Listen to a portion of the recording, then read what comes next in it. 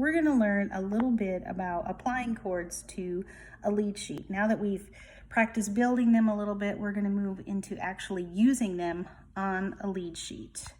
So if I take a look right here at my song, I can see my melody, and then I see a little bit of a chord notation or marking right here at the top. So with these notes right here, I'm going to be playing a G chord. Then I'm going to move along to an E minor chord, and then a C chord and a D chord. Now, it would be important for you to figure out what those chords are before you even start practicing this. But I just want to show you how to line those out with the melody. So I'm going to first practice the melody or play through the melody for you.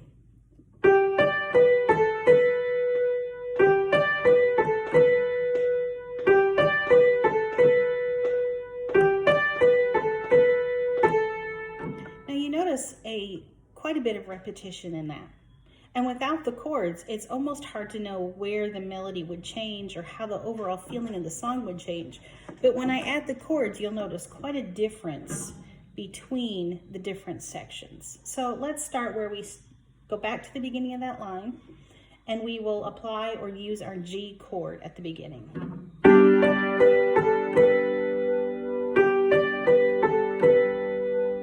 Now my music tells me to go to an E minor chord. So I'm going to continue on in the third measure using an E minor chord.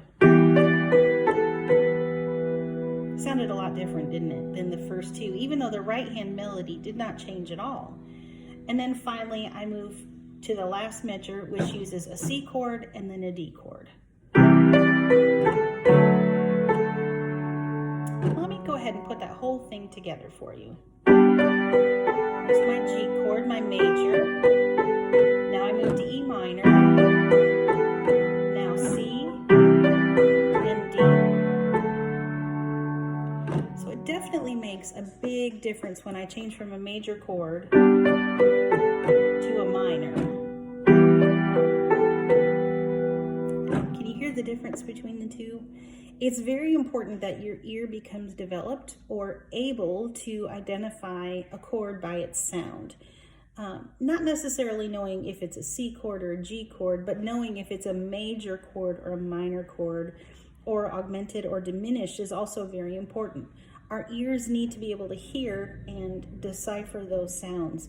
It makes memorizing music easier. It makes it figuring out music. If you hear a song on the radio and you really want to learn it, if you can hear the majors and the minors, it makes it much easier to figure out what chord you might be moving to next.